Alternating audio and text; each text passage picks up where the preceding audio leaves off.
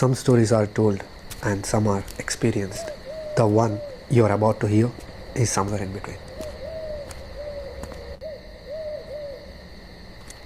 There was a man named Naresh. He never had an easy life. His family wasn't poor enough to people to pity them, but not rich enough to dream. His father worked as a caretaker of a cemetery in their village. Every morning, he cleaned graves. Every evening, he lit oil lamps for families who came to pray. The job barely earned enough to feed the family, let alone educate the children. Naresh left school early. He never complained. Instead, he started working wherever he could until he eventually became a truck driver. Driving was the only thing he knew. Days on highways, sleepless nights, thousands of kilometers. That became his life. He never married.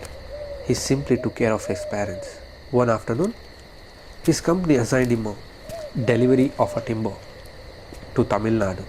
He had never traveled to that route before. His mother woke up before sunrise, packed fresh rotis, curry, pickle, and tea in a steel flask.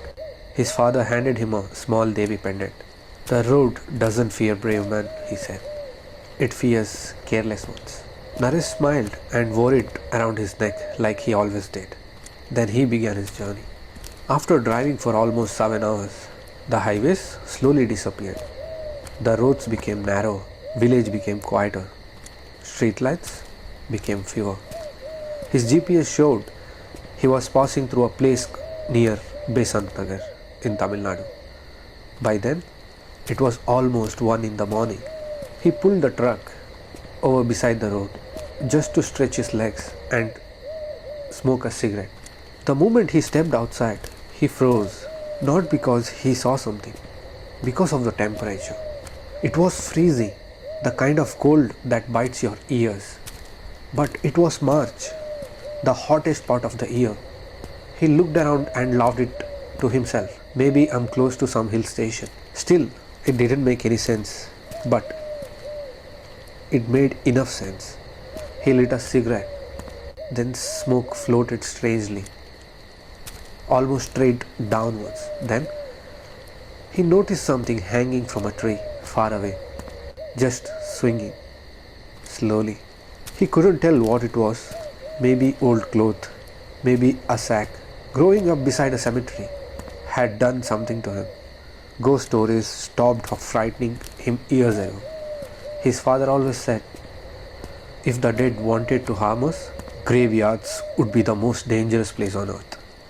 Naresh believed him. He finished his cigarette and climbed back into the truck. After another 20 minutes of driving, he looked into his side mirror.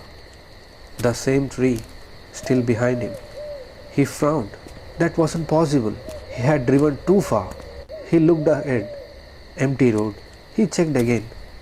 The tree was still there, swinging. He convinced himself it was just exhaustion. He turned on the radio, static, nothing else. Half an hour later, his engine suddenly died. No warning, no strange sound. It simply stopped. The headlights stayed on, but everything else went silent. Then, someone knocked on the driver's door 3 times, slow. Naresh immediately opened the door. Nobody, just cold wind. He climbed down, walked around the truck, nothing. No houses, no vehicles, no people. Then he heard it, the sound of rope tightening. He slowly turned. That same tree stood beside the road, much closer now, and hanging from it wasn't a cloth, it was a man. His body gently swaying, head lowered, bare feet. Naresh stared for a few seconds, then shook his head. No, he had seen dead bodies before. This wasn't new. He grabbed his phone to call the police. No signal. When he looked back, the tree was empty. The body was gone. His truck suddenly started by itself. The engine roared to life. Without thinking, he drove away fast. He didn't stop until sunrise. When he reached the timber yard, the worker asked him why he looked terrified. He told them everything. Nobody laughed. One old worker became unusually quiet, then asked him, "You stopped near the banyan tree, didn't you?" Naresh nodded. The old man said, "That road has no tree." Naresh phrased again. "What do you mean?" "There hasn't been a tree there for almost 30 years." He felt his stomach drop. The old man continued. "It was cut down after a truck driver hanged himself there. He was carrying a timber too. They say tired drivers still see that tree. They stop, they get out, and if they walk towards it, they never return." Naresh immediately touched the Devi pendant around his neck. It was gone. The chain was still around his neck, but the pendant had disappeared. He searched around the truck, his clothes, his pockets, nothing. He returned home 2 days later. His father looked at him silently, then asked only one question. "You removed the pendant?" Naresh slowly shook his head.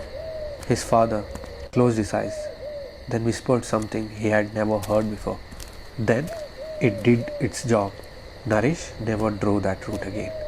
But even today, whenever he drives alone after midnight, he checks his back mirror. Not for traffic, not for police, but for a tree that shouldn't exist anymore.